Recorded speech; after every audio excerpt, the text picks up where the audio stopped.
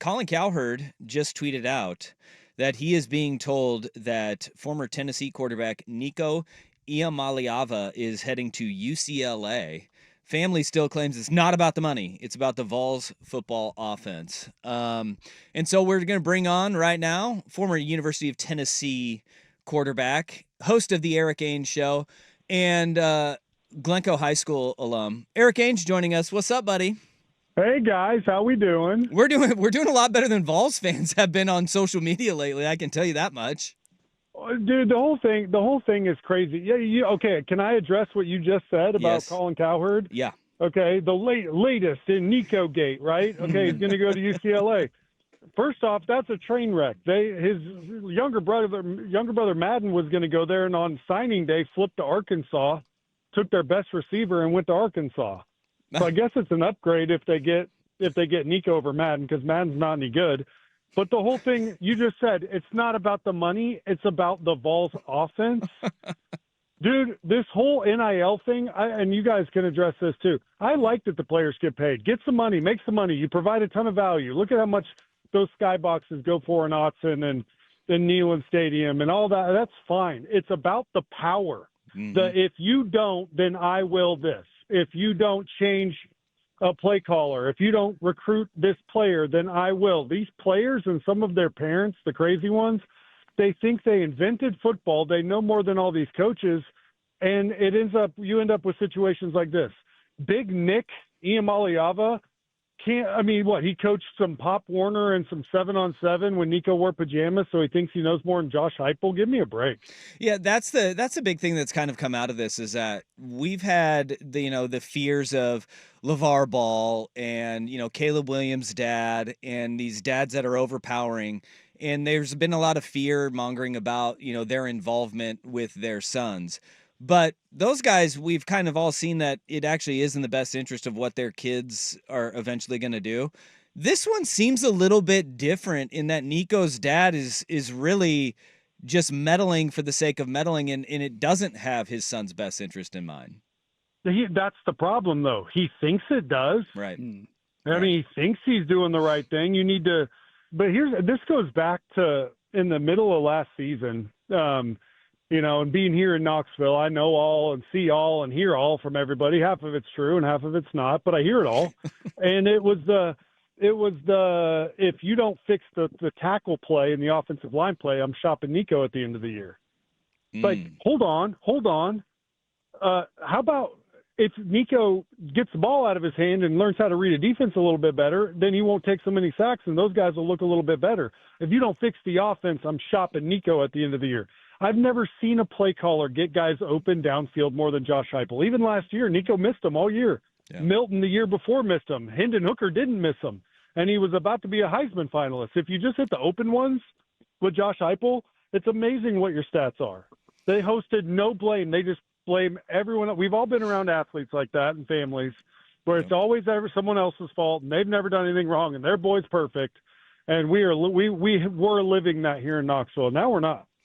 Erik, how do obviously you've got deep ties to not just university, but as a quarterback for that program, and you played in huge games there, and kind of what it is to be in that spot, and even as different a landscape as it is now, how do you try to impart on not just Nico, but on literally any quarterback that comes through there that, hey, if you're successful here, you're pretty likely to go on to the next level, and maybe learning to develop here is probably a little bit better than going to a program like UCLA that doesn't have their stuff together, or the rumors were like a Tulane or a program that is significantly further behind Tennessee, and not just profile, but a development pipeline to get to the next level.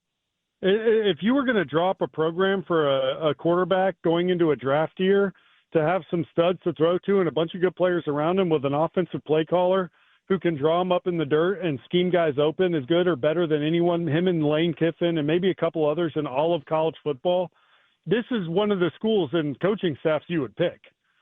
Yeah. You would, and he was here making $2 million. Then he made 2.4 because him and his family said, we're not going to play in the bowl game unless we renegotiate. And they got a little bit more money. And here's how this works. And I don't know how it is at Oregon and different places, but here, there was a few power players here that paid almost all of Nico's money. And they were just like all of us fans going, I mean, he's good, he's fine, but we're the three of us are paying $2 million, $1.8 million a year for this guy. Yeah. So like, and that gets, I mean, like an investment, right? We all have them and we all spend money. Like if you're not getting what you think you ought to get for it, so then what? You call those same guys back and say, Nico's not going to play if we don't pay him more money.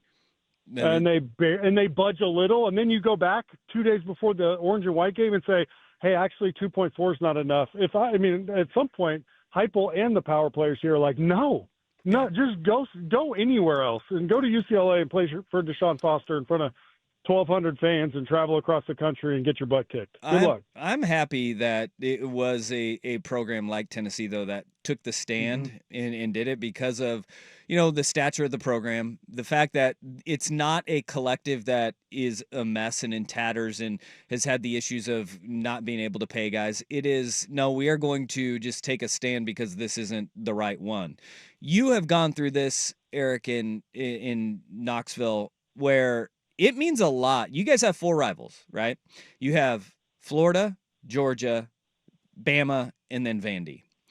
Last year, Nico beat 3 of those 4 rivals. Can you put that into perspective for our listeners of like what that means to the fan base moving forward, that you get that in last year, you go to the college football playoff and kind of what he's giving up, because it means a whole heck of a lot to be able to beat 3 of those 4 in 1 year. No, it's everything. I mean, Florida, Alabama, or Georgia is a game we play where we just stereotype and make fun of news stories from those states. I mean, we hate them, and he beat them. Now, you can go back and look at that and say he did throw 4 touchdowns against Vanderbilt, but he threw none against Georgia, 1 against Bama, none against Florida. Nico didn't get a lot of the credit around here, and I guess that was part of the problem with some of the narcissists in his family. Defense and run game won football games for us here last year. I actually loved Heupel for it. I was like, he had stats guys that were never won a game where he scores less than 30 points. Can't win on the road and all those kind of things. And I thought he took a huge step as a head coach here. You've watched Lanning do the same thing at Oregon, just doing things. And hey, you know what? That's not necessarily on brand for him, but that's what football coaches that win at a high level every year and compete for championships do. Hey, I got a bunch of studs on defense and a couple running backs no one could tackle. Why don't we lean on that and put some kid gloves on the freshman quarterback? But instead he just, I don't know. Nico being gone, guys, we are not a more talented team without him. I'm not going to say that. He's gone, I'm glad. No, I wish he never would have got to that, but I think that was inevitable, and it'll be that way as long as his family's in charge. We're not as talented, but maybe we have a better football team. Kind of on that note, when Josh Pate yesterday said something along the lines of he wants what's best for college football, and he thinks that there's not enough guardrails, and there's just somebody has to come in and do something. My counter to that is this is the system working, in that it's not just at Tennessee. You had Mario Cristobal come out and say, if you want to renegotiate, you're not going to be here, kind of a situation. This feels like this is the system working, as ugly as it is. The major outliers, the things that everybody is kind of scared of, and it's not good for Tennessee, like you just said. It puts you at a talent deficit. But do you look at this and this is the system working in a sense? No, I mean, I think. Can you repeat the last part of the question? I'm sorry. Yeah, no. Like, does this feel like that? There's this push to put a lot of guardrails around college sports and where money is at, but this feels like this is without the guardrails. This is the system working because everybody's basically telling him to, kick rocks. I'm sure you guys talk about it all the time, but it's we need a CBA. Well, you can't. They're not employees. We need to make them employees. Well, what a nightmare. Like the whole thing, like maybe the market recorrection needed was a school like Tennessee with a head coach like Josh Heupel and a head coach like Dan Lanning to say, hey, dude, this is going on? Yeah, that's crazy, right? I'm out. All these other coaches go, no, we're not doing that. And make a stand not to go pay him $4 million and bring him in because they're desperate. Because that's what they think. They think that these players think that if they put their name in the portal, even though they have a great situation with everything right in front of them, you have your value out of high school, your value as a current roster player wherever you are, and then your value when you're in the portal. And usually the portal value is higher because there's someone desperate to pay you a little more. And we're seeing now, hey, that's not maybe the case. Maybe your situation is good, maybe you don't have to, go the employee route. You just have to have the big dogs in college football like Dan and Josh and all the big guys around to say, no, we're not doing that. Sorry, dude. Where does Tennessee go from here? Was it Jake Merklinger is the backup, and then George McIntyre, a true freshman? What does that quarterback room look like, and are they going to be trying to pull someone out of the portal in the next week or so? Well, first off, boys, I think it'd be hilarious if they went and paid somebody $4 million to come in and be the quarterback. Yes, it would. Let's just do that. I mean, that'd be fun. That'd be funny. But it has to be someone with the charisma, moxie, humility, hardworking, and physical ability to come in and be that guy here. Because we have a weird thing, it's kind of like the high school, like the old Dusty Hara in high school, Erik Ainge at Glencoe High School. We can treat it like that, where it's like, hey, you guys are enough.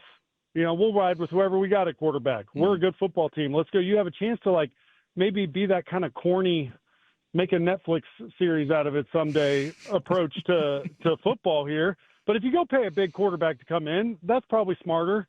I don't know how good either one of these guys will be, but you know what? As a fan and an alum and a fellow UT quarterback, I'm willing to find out. Let's find out how good they are. But if you can, obviously you always want the most talented team you can. Go see what's out there. Erik, in the age of NIL, you're intimately familiar with my co-host here. What is prime Dusty Hara getting in the NIL market? Prime Dusty Hara is probably getting decent money because he had a heck of a quarterback that he brought with him. That's right. Old buddy Ainge might have got him a payday. But hey, you want to hear Dusty's best life?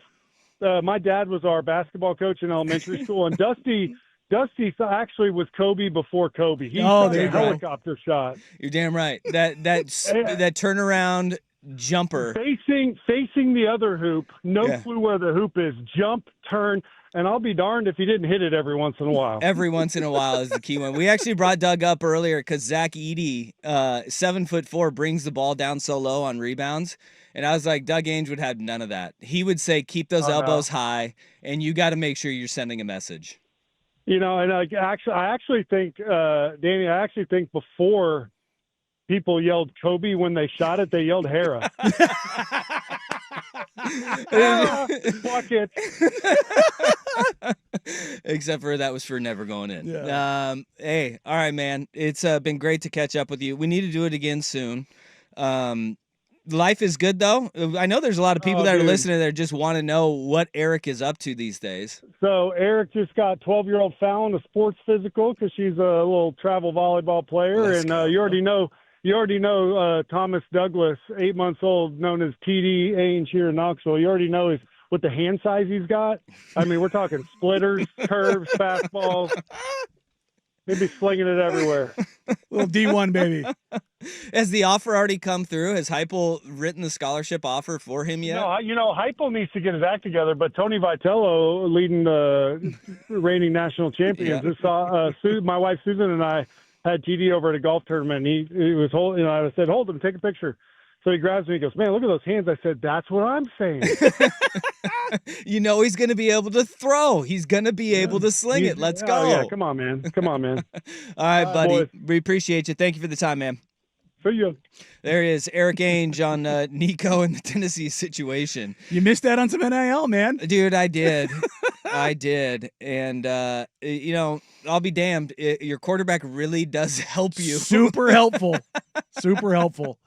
But, it's interesting to hear him talk about, like, the squandered opportunity. Yeah. Like, he was in such a good spot. Just blinders, just horse blinders. Had no idea, except for the people around him wanted more money. And he didn't look at his production. He didn't look at the opportunities that are available. And the opportunities that are available there, like Peyton freaking Manning. Yes. He is actively engaged with any quarterback that is at the University of Tennessee. You have the ability to learn from not just Manning, but your head coach, Josh Heupel, pretty damn good quarterback in his own right. And you have every resource available to you there. This is what I mean. And this has crazy. Become a big question in college basketball, too, because of how much money is involved. There's a lot of talk right now about AJ DeBonsa going to BYU, getting his bag, and like I'll be blunt, he did not look good all week at Hoop Summit. Now he went out in the game and was just an absolute monster. But there's a lot of folks are wondering, did he go full RJ Barrett? Did he get a little bit of money and now he's happy? And it's not just that part of it. It's like situationally. It's interesting you say that because yesterday the Bussin' with the Boys guys released a interview with Dan Lanning, and they had a lot of really good clips. And I had Russ pull one clip from not when Lanning was on, but before. And it's identifying those guys as a really tough thing, right? Where the money isn't going to change you. And there was one clip that kind of stood out to me. And I want to play that for people next because there is a greater holistic approach to when you build these rosters in the NIL landscape.